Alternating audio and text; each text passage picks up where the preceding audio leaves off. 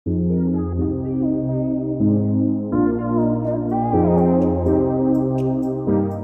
sini saya akan membacakan bagian pendahuluan yang telah kami susun.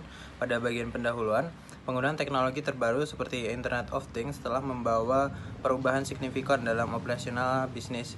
IoT memungkinkan perangkat dan sistem untuk terhubung melalui internet, mengoptimalkan berbagai aspek dalam kehidupan sehari-hari di berbagai sektor bisnis. Salah satu contoh penerapan IoT yang semakin umum adalah dalam sistem pembayaran yang memberikan efisiensi dalam industri perhotelan dan makanan serta minuman. Studi kasus dilakukan pada Kopi Kampus, sebuah cafe shop yang menggunakan teknologi scan barcode dalam sistem pembayarannya.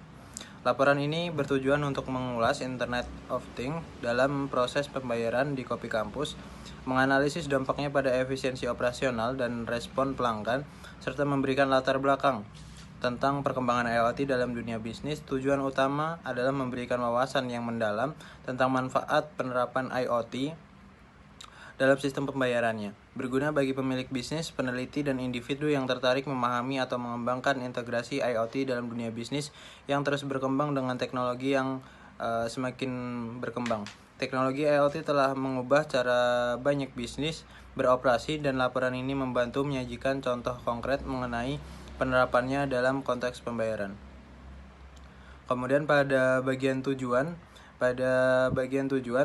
yang pertama yaitu mengidentifikasi implementasi IoT, menggambarkan bagaimana Kopi Kampus mengimplementasikan teknologi Internet of Things dalam sistem pembayaran mereka, khususnya dalam penggunaan scan barcode.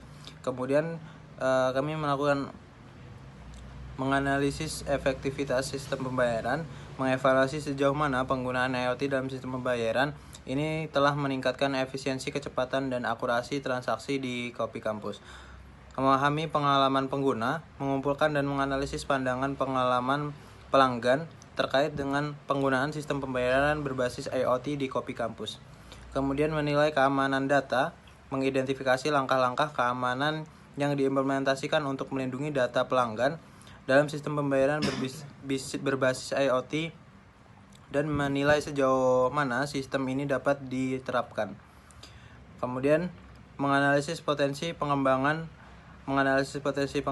dan perbaikan lebih lanjut yang dapat dilakukan dalam penggunaan IoT untuk meningkatkan efisiensi dan keamanan sistem pembayaran Kopi Kampus. Kemudian yang selanjutnya memberikan rekomendasi berdasarkan hasil observasi yang telah kami lakukan. Kami memberikan rekomendasi untuk meningkatkan atau mengoptimalkan pemanfaatan IoT dalam sistem pembayaran mereka. Kemudian kami juga memberikan kontribusi pada literatur IoT, menyumbangkan informasi dan wawasan baru kepada komunitas IoT dan usaha sejenis dengan studi kasus ini. Baik, terima kasih. Itulah tadi penyampaian dari saya. Saya kembalikan kepada. Oke, baik, di sini saya akan menjelaskan terkait hasil diskusi dari kelompok kami, atau juga bisa disebut dengan result. Untuk yang pertama ada jenis pembayaran atau jenis sistem pembayaran. Di sini yang kami observasi, kami menemukan bahwa Kopi Kampus menggunakan sistem pembayaran berbasis IoT yang melibatkan proses pemindahan kode QR atau QR code. Seperti pelanggan memesan minuman mereka, kemudian membayar dengan cara memilih kode QR yang diberikan oleh kasir melalui aplikasi pembayaran di smartphone mereka seperti Dana dan aplikasi e-money lainnya seperti BNI, GoPay, dan lain-lain. Untuk selanjutnya ada efisiensi dan kecepatan. Sistem pembayaran berbasis IoT ini tampaknya meningkatkan efisiensi dan kecepatan transaksi, seperti pelanggan tidak lagi memerlukan uang secara nyata atau seperti uang tunai. Mereka dapat melakukan pembayaran lewat aplikasi atau dengan saldo yang mereka miliki. Selanjutnya ada kepuasan pelanggan. Selama wawancara dengan pihak Kopi Kampus, kami mengetahui bahwa pelanggan merasa lebih puas dengan kemudahan penggunaan sistem pembayaran ini, dan dapat dilihat juga bahwa pembayaran dari sistem ini meningkat setiap bulannya. Selanjutnya ada pemantauan transaksi. Pemilik Kopi Kampus ini untuk memantau transaksi pembayaran secara real time, mereka dapat melihat jumlah transaksi harian, item yang paling populer, dan informasi lainnya yang berguna untuk mengelola bisnis mereka dengan lebih efektif. Selanjutnya ada potensi perluasan. Pemilik Kopi Kampus juga mengatakan atau menyatakan bahwa mereka sedang mempertimbangkan untuk mengintegrasikan lebih banyak fitur IoT ke dalam bisnis mereka, seperti penggunaan sensor untuk memantau stok bahan baku secara real time. Uh, karena hal ini akan membantu mereka mengoptimalkan persediaan dan menghindari kehabisan bahan baku yang penting, seperti kopi-kopi yang sedang populer di dalam kopi kampus tersebut. Selanjutnya yang terakhir ada kesimpulan dari hasil diskusi kelompok kami. Dari observasi yang telah kami lakukan juga, pemanfaatan IoT dalam sistem pembayaran di kopi kampus ini telah membawa manfaat signifikan, seperti peningkatan efisiensi, kepuasan pelanggan, dan potensi perluasan bisnis. Sistem ini juga memberikan pemilik bisnis akses ke data yang penting yang dapat digunakan untuk mengambil keputusan yang lebih baik dalam mengelola operasi mereka.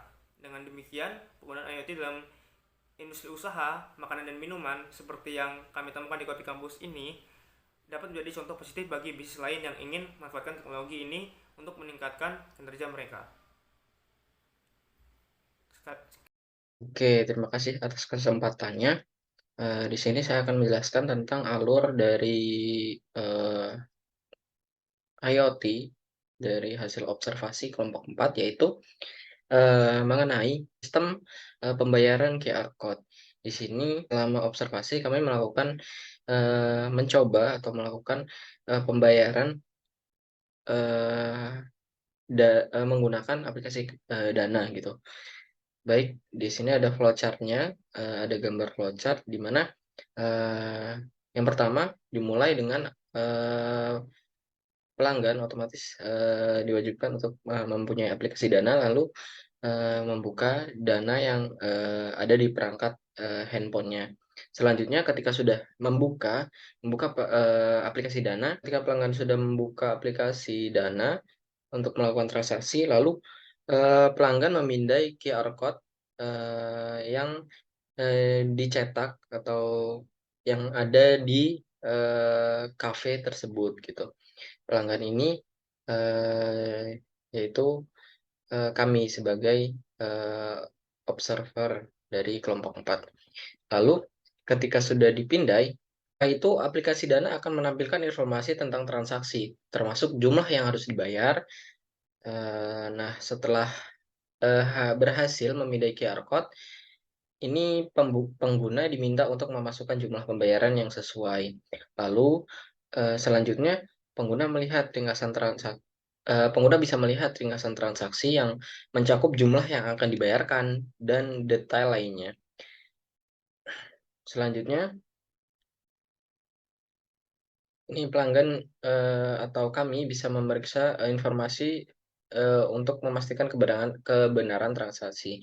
Lalu dari kami, ketika sudah selesai, ini dari aplikasi Dananya, kita menekan tombol konfirmasi untuk menyelesaikan transaksi. Setelah itu, aplikasi Dana ini akan memproses pembayaran dan mengirimkan Dana ke penerima atau di sistem Coffee Unila tersebut akan terdata masuk sebagai catatan di Coffee tersebut. Selanjutnya, setelah semua selesai, otomatis aplikasi Dana akan menampilkan kepada pengguna terkait notifikasi bahwa konfirmasi transaksi yang mencakup rincian transaksi, termasuk tanggal, waktu transaksi. Setelah semua selesai dan transaksi berhasil diselesaikan, dan pengguna ini dapat kembali ke layar utama atau menutup aplikasi. Nah, di Rubau Coffee atau coffee shop Unila di Shuttle Bus ini, pembayarannya ini tidak hanya Dana saja ya, bisa melalui BNI, BRI, ShopeePay, GoPay, ataupun alat pembayaran online yang lainnya gitu. Baik, mungkin ya dari kesimpulan atau menggunakan sistem QR ini, ya ini memberikan kemudahan atau proses-proses yang dilakukan dengan QR ini ya dinilai efisien, praktis, dan aman juga. Cukup sekian, terima kasih. Saya akan membacakan bagian analisis data. yaitu yang pertama ada penggunaan scan barcode sebagai pemanfaatan IoT, Internet of Things. Data observasi menunjukkan bahwa kopi kampus menggunakan sistem pembayaran dengan scan barcode. Ini adalah contoh pemanfaatan IoT di mana perangkat berbasis internet digunakan untuk memproses transaksi. Keuntungannya adalah kemudahan dan kecepatan dalam melakukan pembayaran. Lalu yang kedua itu ada efisiensi transaksi, yaitu penggunaan scan barcode memungkinkan transaksi yang lebih cepat dan akurat. Ini mengurangi waktu yang diperlukan untuk proses pembayaran, yang dapat meningkatkan pengalaman pelanggan dan menghindari antrian panjang, terutama di tempat yang sibuk seperti dekat satu bus kampus. Lalu yang ketiga itu ada integrasi data, yaitu sistem ini memungkinkan integrasi data pembayaran dengan baik ke dalam sistem manajemen bisnis. Ini bermanfaat bagi pemilik bisnis untuk melacak penjualan secara real time dan mengelola inventaris dengan lebih baik. Data transaksi juga dapat digunakan untuk analisis bisnis yang lebih mendalam. Lalu ada yang keempat yaitu kenyamanan pelanggan. Dengan adanya sistem ini, pelanggan tidak perlu membawa uang tunai atau kredit fisik. Mereka hanya perlu membuka aplikasi yang sesuai di smartphone mereka untuk melakukan pembayaran, yang meningkatkan kenyamanan pelanggan. Lalu yang kelima ada tantangan keamanan data, yaitu salah satu tantangan yang mungkin dihadapi adalah keamanan data pelanggan. Data pembayaran harus dijaga dengan sangat ketat untuk mencegah akses yang tidak sah.